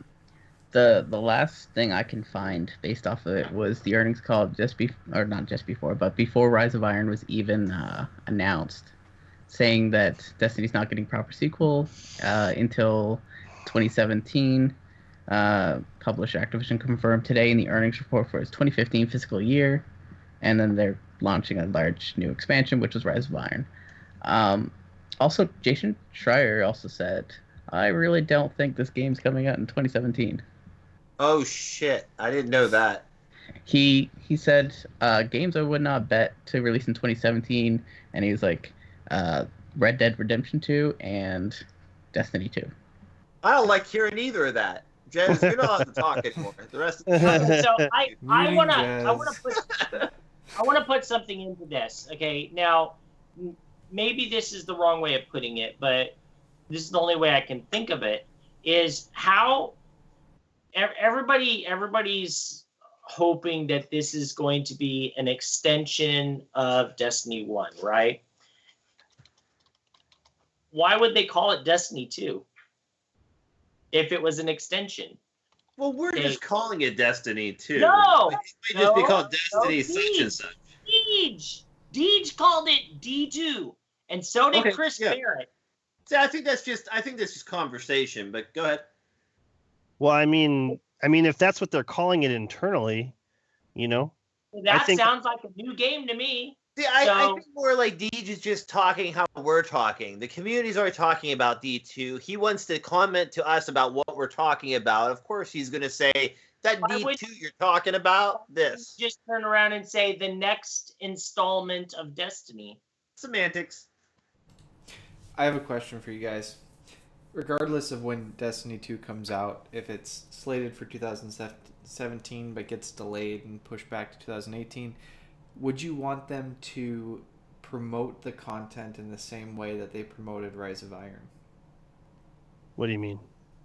So the various streams that they did, the content that they gave to Game Informer, the fact that I don't know if there was very much in Rise of Iron that I had not experienced through the promotional materials prior to the game. It's what some people want, though, Gray. All this had happened. Your before? blindness is up to you. Yeah, that's true. It's what some people want, Gray. Your blindness is up to you. No, that's fine. I'm asking your opinion on it. Do you want them to do the same thing in how they promote Rise of Iron? And maybe you can give me some context, because I don't know how they promoted the original Destiny. Did they give this much content information out before? We knew nothing at vanilla launch. So you've experienced it both ways. Which way would you rather have it? Okay, so here I'll tell you how I went, because I know how everybody else is gonna. I know some of the comments that everybody else is gonna say, so I'm gonna say how I want it. Batman 1989, the trailer, the first trailer, all it was black, and they were moving through it, and it pans out, and you see the bat sign. That's the most epic, perfect way to promote something that you already kind of have an idea with. Giving you all the damn information of what's in the game and going through and basically playing everything. And they literally did. I don't think there was anything except for the raid, and even parts of the raid they showed that they didn't show us. So disappointing as a player that played almost 3,000 hours worth of Destiny. If they do that in Destiny 2, I'm going to go to Titanfall 3. I don't believe you. I don't believe you. You know what? Okay, so here's my take on this. I want to know if it helped them. Okay, if it helped them to promote the game in the same way that they did, where they get people from the community to go and play the game or talk about the game, or even they just reveal through running one of the strikes. If this helped them sell the game, then I want them to do that, because I do want Bungie to be successful. And Agrios brings up a really great point. It is up to you to be blind. I've never had such a close eye on a game as I have with Destiny. Like even with other games that I'm interested in, I never did this much research. I never talked this much about it. And there's been games that have come and gone that I've been really interested in, but I'll watch the trailer. You know, I might watch a review, depending on how long it's going to be until I get it. I would rather everything be as black as it was to everyone. Like, the idea that somebody out there has a leg up on the situation is kind of a bummer. But I mean, I could see it being not a bad thing. Jez, what do you think about this? Well, first I wanted to say that Activision themselves have called it Destiny 2, so maybe that's a better sign. I like it to be quite secretive, but at the same time, I want to know. So I guess the only way that that'll work is if they have enough content to be able to show a lot and still keep a lot. Show a lot and keep a lot, huh? Yeah, like they have to be able to show a lot and still have a lot of secrets. Yeah, I could see that working out. Agrios? Oh, did I freeze up? No, Agrios? I Oh. was muted. What exactly am I answering now precisely? Like whether or not you want to see them promote the game in the same way that they did with this Rise of Iron. Question. Right, okay. Yeah, I don't have a problem with the way they promoted things. The community seems receptive. They seem to be adapting to what the community wants. The community doesn't always want what I want. I'm capable of keeping myself as blind as I like or don't like. I'm pretty good at that. So if it's working, stay the course. I don't really have an opinion as to whether it's working or not. I mean, Destiny seems pretty popular to me. Either you love it or you hate it, kind of. I definitely agree with that. Okay, cool. Gray, your take, and then we'll throw it to Agrios for what's happening in. Oh, I want to add, I like ARGs. I want more of that stuff. Oh yeah, I like that as well. That's my answer to your question. More ARG. Love that sort of thing. I love make it harder. Yep. Make it more cluesy. Make it longer. Like you really should have. Hunting. You really should have clues physically. Yeah, like hardcore. You should have like interrupted at the very end of this segment to say that and just say, speaking of ARGs, and then go into the stupid little fortunes. I realize I've brought up fortunes twice and called them stupid little fortunes twice. It's true. It's true. You got a problem with them? I've It's only got text. What's that? Text. I've only got one on each system. Have there been more dropping for people? I don't know. I don't even go up there It's just for the my one. free stuff. You get one. You get one and that's it? Okay, one of them for me said, I will win a match of Crucible and Shax will be pleased, or Shax will be proud. And then the one I got on Xbox was not memorable. Gray, would you like to see them promote the game Destiny 2 like they've been doing this? So I get what you're saying, Remy, that if it was successful and it can help Bungie continue to do what Bungie does well, designing excellent video games, then, stay the course, do what it takes. With that said, I kind of wonder if they've developed this intellectual property enough that it has the credibility, and they certainly should have the credibility, that if they kept pretty quiet about it, if they did not reveal very much, that could, by its very nature, drive more interest in the game than if they showed more. It makes me think of, it's a big concept in marketing, but think of how like Google, when they launch a new product, a lot of times they will say, we're only going to give this to a subset of individuals that are selected. Gmail was only allowed for people who were invite only or knew somebody to invite them. And that was drove crazy. So much interest in the product that everybody wanted it because they couldn't have it. And I kind of wonder if Destiny, they have the choice here. They could go one way and not show that much, just give enough teasers that people are so hungry for more that they're ready to throw down $60 day one because they don't know what they're going to get or what they're not going to get, but they have to know. They just have to know. Or they could go the route where they try to show all this off like they did Rise of Iron. And I think they were in a different place. I think for Rise of Iron, they needed to convince people to come back to the game and spend the money to play the content. My hope is that people don't feel that same way going into a full new release, a full-fledged game, new engine, new story or building on the story. I hope they don't feel the need that they need to sell it in the same way as they did Rise of Iron. I feel like you're in or you're not on D2. Like, at this point, you either know right now Like, for the most part, you're in or you're not. Like, there's not too many people are like, well, I'll wait and see what they show at E3, and then maybe I'll get it. I don't think there's that many people in that boat. So for that very reason is why I feel like they don't need to show a lot of content. Yep. I'm with you on that. I don't need to see a lot of content, and I won't see content more than the public trailers. But look what they did. Look what they did with Titanfall 2. Like, everybody knew what Titanfall was, and so they were coming out with Titanfall 2. And mind you, they released a beta, but I mean, that's neither here or there. You know, they didn't really show much. It's, again, like what Agris is saying, you're either in or out. You're going to see if they improved it enough to make it viable, and you're going to spend that money, or you're just going to say, screw you, that sucks so bad that I'm never going to touch that game again. And I think that's how it is with most games. I do want to add one other thing that I want to see for Destiny 2, if that's all right. Do it. A collector's edition. Continue. Very sad that they didn't have collector's edition with any of the other stuff. I mean, they did with we got the Strange Coin, but you know, with Rise of Iron, Vanilla Destiny had a collector's edition. What's that? Vanilla Destiny too had a collector's edition. I know, that's what I'm saying. We had collector's edition for Vanilla Destiny, and then they gave us the collector's coin when we bought the.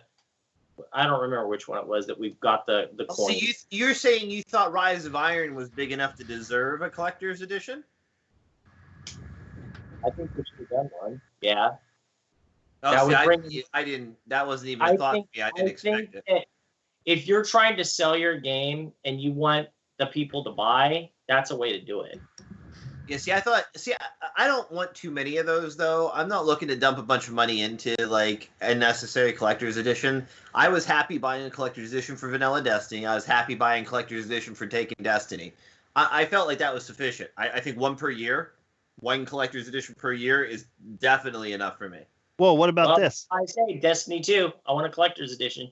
What about? Well, I'm willing to guarantee you that, Sharks, at the cost of my making the collector's edition for you myself, out of I don't know. I remember on the subreddit, I was really active in the subreddit prior to Destiny launch, and I was providing lots and lots of information first to the people on the subreddit. And somebody asked one day, they're like, "Has anybody heard anything about collector's edition?" Like, like they asked that question mark, and then they said, "What would be your dream collector's edition?" So I went real quick and edited together like a package of what I thought my dream collector's edition would be and posted as an answer to that. And everybody started flipping out like, "Is this legit? Is this what it is?" I'm like, no, he asked what I thought my dream one would be. I'm not posting news. Like before Rise of Iron, what is it that went viral before Rise of Iron launched? Do you guys remember? I do. Little Axe. Tell me you wouldn't have bought it? I would have. Okay, so what I would like to see is, because I am really leaning digital as far as most of my purchases go, unless there's like a really good deal, like on Amazon, 50% off the retail box, I will buy that over full price digital. But given the two, I would much rather buy digital. I've become accustomed to just picking from a list that's already just sitting there. I really like that. But what I'd like to see is maybe a limited edition run for people who do want to spend money on this. So for instance, like this Rise of Iron, what if they sold just a standalone box with some physical goodies, maybe an emblem or something, something that... A lot of them are going that way. I think that would be really cool. That does not contain the game. You can buy the game separately. Here's what the if they just gave the option? You could get the game with the disc or a digital collector's edition disc or collector's edition digital code. Well, yeah, that would be cool, but I'm talking about cutting the cost of the game out of it altogether. Do you want these additional physical goodies? Here is the game too, right? If you want, like maybe you've already got it. That's what I'm thinking. I'm thinking it would be really right. Like if you could just, because I know that a lot when the collector's edition came out for I don't know, whichever one the last one was. What was it? The Taken King? A lot of people were really mad that they had to buy the whole game again if they wanted those collector's things. So it would be really cool to see just a standalone, that's something I would definitely put money into. Here's a little box of Destiny goodies. That sounds really cool. So see, the thing is, I don't think people like those. You always see people get lambasted for collector's edition doesn't even have the game. Why would anyone want that? I have seen that as well, actually. And so, yeah, like there's a weird negative feedback to it. I like it. It's just for some reason people don't really care for collector's editions that don't have the game. My favorite thing is that a lot of games have a digital deluxe edition, which you just get all the goodies that actually matter, even if you buy digital. Well, see, I like my Ghost edition. I like my Ghost. I like my Strange Coin. I like those things. Those are neat keepsakes from the game that I enjoy getting from the collector's edition. So I enjoy having that. But one thing I don't want in a online-only game that I'm going to put a majority of my gaming hours into is a disc. So however I can cut that out of the equation and still get 100% of the goodies coming with the collector's editions, I'm all for. Because otherwise it's a pain in my neck. I either got resell a disc or something, then I don't have the whole collector's edition physically there because I resold the disc I didn't really need or something like that. So do I want to just break up this collector's edition, not be able to put it back together, so to speak, and make a little tiny bit of money back? Or that's why I would really like to have an option of a collector's edition with or without a disc, like Remy's saying. I guess this would be considered a collector's edition, but I bought the PS4 bundle, and I gave my friend the disc. It's like, I don't need that disc. I'm buying digital.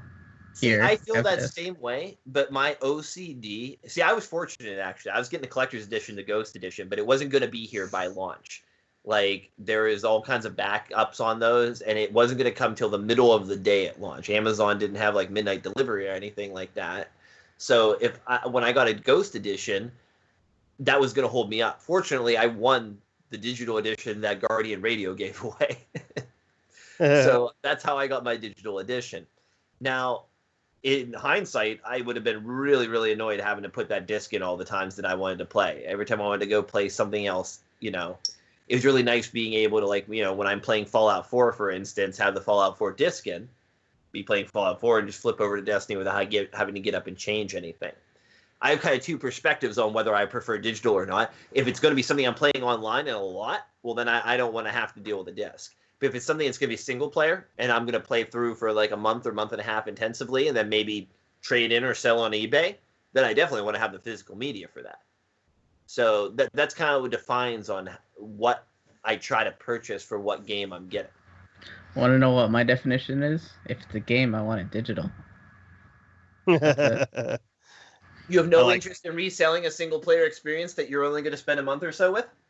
Oh, I don't really feel the need to turn it around. A bit of money. Yeah, true, but at the same time, I see it as I always have that game. As long as I have a console that can play it, I still have that game. How many of them do you really go back to, though? How many of them do you really go back to enough that you don't justify just rebuying that game at a super cheap price eventually? Depends on the game, really.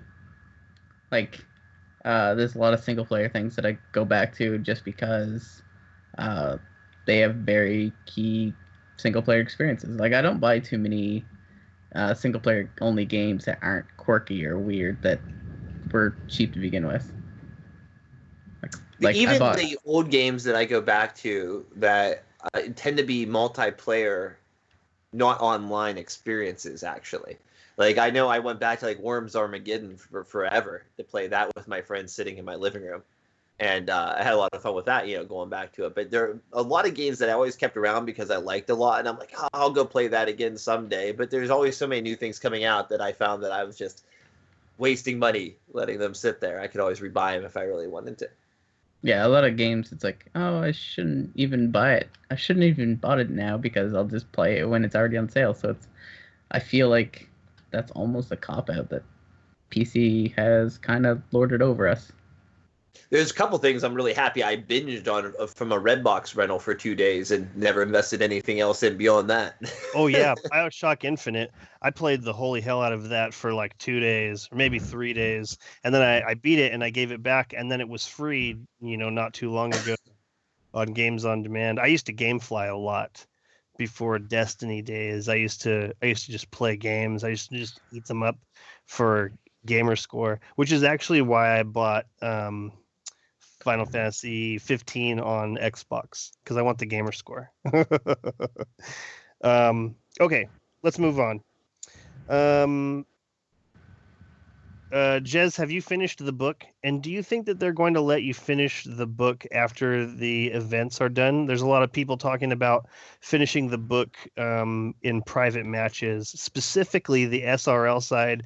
I imagine that you could definitely finish the other side of the book after the event is over, because I've been hearing things like that those new treasure boxes are going to be sticking around after this. The dawning boxes? Yeah, the dawning boxes. Yes, they will remain. And that makes me so happy. So do you have you finished your book, and do you think that people will be able to finish it afterwards? I seem to remember someone also saying that you can finish the book afterwards, but yeah, it's not a matter of thinking. You definitely will be able to finish the book going onward. Even the SRL requirements will be able to be finished in custom matches. Are they available to be finished now in custom matches? I don't think SRL's custom match option yet. No, I haven't seen it. After. That's what I heard. Custom matches aren't coming for SRL till after the event.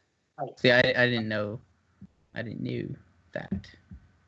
I just wanted to mention part of what led me to my current mindset is the fact that I currently have 226 games on Steam. Current account value is $865. It tells you how much your account value is? There's websites that calculate it. Oh, okay. It's weird wanting to be so digital, because I have a really big collection of Xbox 360 games, and I love looking at this collection and then seeing like a game and saying, oh man, I haven't played that in forever. I can go play that. I can't do that necessarily as easily until just recently, actually. Just recently they added a way for you to see all of the games that you could be playing. But I like having it on the wall. I like it taking up a bunch of space. I plan to at some point go back and start purchasing all the games from my childhood. Bunch of PlayStation games, Xbox games. I can't remember if I did confirm, but yeah, I do have the book completed. You have completed the book? Yeah, a while Excellent. Agrios, did you complete the book? Not yet. What do you have left to do? I don't recall offhand, but not much. Everything I have that to complete is very close. I just happenstance haven't completed it. I don't recall. Sharks, you've been done since what, like the first 24 hours that we've had the book, yeah? After day 3. Day 3. But I do want to say, so not everybody can go out and do this, and I'm glad we brought this up, because I was actually talking to Mystic Rose, and since then I've actually talked to other people too, and they were. The reason that the same conversation came up is we were talking about finishing the book and getting the gear and getting the shaders and being able to open your boxes, and these people were saying, well, oh, that's awesome for you, but I'm not able to do that. And I was like floored. And I was like, what do you mean you're not able to do that? Well, there are people that are having issues not only completing bounties, but finishing not completing bounties, but completing certain parts of bounties because they're not able to complete the races because they're just not fast enough to do that. And I know that back in year 1 when Agrios and I were racing, there were a few races that I remember. He would say to me, I'm not going to race with you for a couple times because I need to finish this bounty. You're going so fast, and you're ending the race before I can do the bounty. and because I haven't really, I don't think that's ever happened to me. Maybe once that a race had stopped beforehand, but I didn't take into consideration that there are people out there that aren't that fast. This is not their forte. And it kind of sucks because, like, for instance, Mystic Rose, I turned around to her and I go, she's been racing and she's been completing bounties. And I was like, oh, are you close to getting rank 5 on your characters and whatnot? And she goes, well, hold on. I'll tell you how many races I've completed. Zero. Like, I almost fell over when she See, zero. Sharks doesn't get it because he moves like lightning on the track. Like, the way he just talks right now, it sounds like I freaking suck. But, like, I assure you, when I race solo, oftentimes places 5 and 6 don't finish even on my best time when I'm finishing first. So that gives you an idea how fast Sharks is going when I take first in my solo races and places 5 and 6 still get a do not finish. And I sometimes get a do not finish in Sharks races. Now, see, this goes back to my complaint about going to connection-based matchmaking and putting people that there is no way they're ever going to compete with the people. Like, if I went up against the dude that has all the best times, right, I would probably have issues completing too, because I know that those times are super, super fast, right? And if you're talking people that are going slower, that really sucks, because what sucks about it is not being able to not complete your book, because you're going to be able to complete your book, but you're not going to get to rank 5 on your 3 characters. And that's key, because you get those boxes. And what are your thoughts on this, everybody? Because I think it kind of sucks. Gray, why don't you answer all of the questions that have been put forth, and then also Sharks. All of them we got 4 minutes left, guys. 4 minutes left. Yeah. I still firmly believe play the game as you want to play the game. That can be frustrating and have a negative impact sometimes on people who would appreciate if you played the game in a certain way. Raced the way that made it competitive, made those matches go by faster. But I guess I'm not gonna criticize somebody because they'd rather focus on completing other things in that activity than actually just the linear racing that's on the track. I see. Yeah, but what about not being able to complete it when they want to?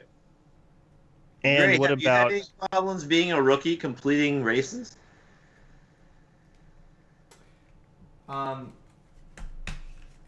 Maybe this is where that private matches is going to come in. Maybe they need to add a little bit of time to the end of the game to allow people to do it in a reasonable amount of time. I mean, you don't want to make it so long that somebody finishes and has to wait 2 minutes so that they can get to that end screen. But, they should how have give you them a been chance. Ray, as a rookie? What's up? How have you been ranking as a rookie?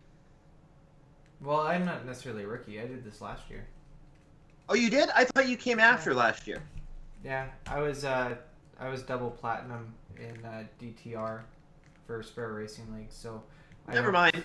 I don't thought complain about I it. misunderstood. I thought you didn't race last time. Never mind. No, I raced a ton last time.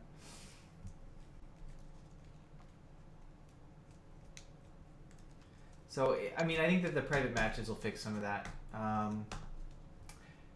I don't know if they can do better with handicapping so that the rookie players get matched a little bit better against people that finish around their same time so that they're more likely to finish races around their same time. That's really what they probably need to do. They need to match against people that are closer to their skill level based on... It's such a linear metric. But isn't that called skill-based matchmaking? Well, yeah, it is and it isn't. It is in the sense that this is so linear of what your average time is around the track, and you should be able to match and race against people that are in that skill bracket. It's a little different than when you're talking about the shooting crucible versus the racing crucible. How is it different? Same. It's exactly the same. Yeah. I don't know. Connections don't matter as much. The problem with skill based is that it kills your connections. No. It kills your. Oh Sharks, no! hold on a second. This is a good point. Sharks. The problem with skill-based is that if your connection drops down and you're matched against people so that the core mechanics of the game lose their functionality, I have not noticed that in the racing. But even so, the core mechanics of the functionality are less intricate than what is in the first-person shooter elements of the Crucible. And this is an extremely valid point. You don't have to have as good connections, and so skill-based probably works out a little bit better. Okay, this is an extremely valid point, but only if when they drop the skill-based matchmaking from standard Crucible, the connection actually improves. No, I'm going to totally disagree with. The reason I'm going to totally disagree with this is you must be so damn good. You must be so damn good, Gray, that you are ahead of the other 5 people on the track. Because if you are in a race with 5 other people and they're bumping you, and they can move you, that's the same thing as being shot at. And if you're playing against somebody with red bar that looks like this, because I did this the other day, it goes, how the hell you can bump them? You can't bump them. You can't do anything to them. You know what's amazing? When someone just shows up underneath you. Yeah. That's pretty cool too, Jez. That is. Yeah, I mean, but the thing is, I think that there's It matters more when you're shooting at each other, though. Really, honestly, Sharks, right? Right, it matters more when you're shooting each other than bumping each other for the points, right? If you're a shooter or if you're a racer, no. Also, you it have doesn't to consider matter more when you're shooting each other for points than racing. You also have to consider that with the exception of maybe stock car racing, most racing you're not supposed to make contact, right? Contact is not part of racing. So part of fair racing is not part? No. I don't care. From the mindset of somebody who does a lot of like racing games, you actually race the track in a way that you don't try to make contact. If I'm neck and neck with a guy in first place in Sparrow Racing and I side boost him out of a portal that I still go through, I win.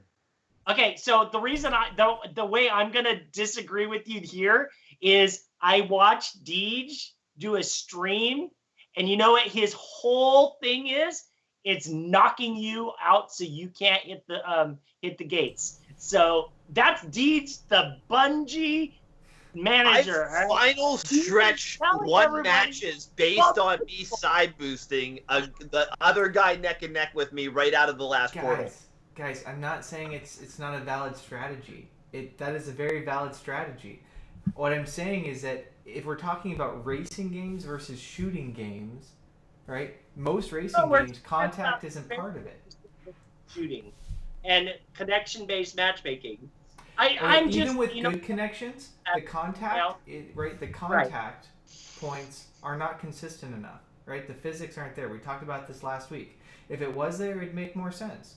But I don't know that it has as negative of a drawback as it does in the shooting elements part of the Crucible. And we've got negative 3 minutes. We're over. No, I agree with that. I just want to put this in. I'm not disagreeing with you. I totally agree with you, Gray. And I think that would be the fix, even if it was only for Sparrow Racing. All right. Time's up. Damn. Time's up. Time for shout-outs. Starting with Gray. My shout-out this week goes to Sharks and Agrio, since it's their last week on the show, because I can drop them from the call at any time. It's pretty great having this power. No, I'm just kidding, guys. My legitimate shout-out this week actually goes to Mark Squared. Man, that guy is just such an awesome, good guy. He, if you look at the lower left-hand corner of your stream, he put together this great piece of artwork, a throwback to classic science fiction, celebrating year 3 of Guardian 1. And then on top of that, he surprised me with my own little gray ghost 2E. I'm throwing it up on the stream right now. He made this for me. I didn't even ask him. He sent it to me in my inbox one day, and I love it. It's awesome. It's a super cool graphic, so I'm using it for my Twitter background. He's actually going to send me some prints, so I can't thank the guy enough. He deserves certainly more than a shout out for all that he's done to support Guardian 1. but definitely we do appreciate him, and he gets my shout out this week. Excellent. Sharks. This week, we've lost a lot of really famous people. Obviously, Star Wars lost a big person in Carrie Fisher, and then her mom died. And before that, we had George Michael die, and a lot of other people have passed away this past year. So my shout out is to anybody out there that has lost anybody in 2016. Hopefully 2017 will be a lot better. I like it. Agrios. 2017 hype. Happy New Year to everybody. Happy anniversary to G1. Thanks, Remy. Out. Thank you, Jez. Shout out to that person. You know who you are. You know, it never occurred to me that it wasn't for us, Jez. But you know who you are. Yeah, my shout out this week goes to everyone who has ever listened to this podcast, and everyone that's in the group, and everyone that's been part of the group. We've seen quite a few people come and go, and I just really feel like everyone will find their place. You know, everyone will find where they need to be, and to everyone, past and future, who have come this way and moved on or stayed here, thank you very much. You know, 3 years with Guardian 1, and it's been really amazing. It's been really amazing. I've had other I've formed other clans and other games, and it's been a lot of fun, but nothing as amazing as this. You know, Bungie has really made a very special game, and it's really great to be part of this community, and it's really great to have Guardian 1.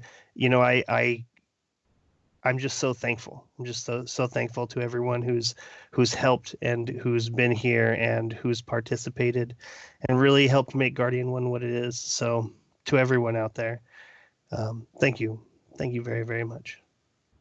And that wraps up episode 114. We would like to thank everyone listening for tuning in. We hope you enjoyed the show. If you have any suggestions for topics to be discussed on the show, or have any comments on something that has already been covered, please leave them in the comments below or send them to feedback@guardian1.net, and we will see you next week. Happy anniversary!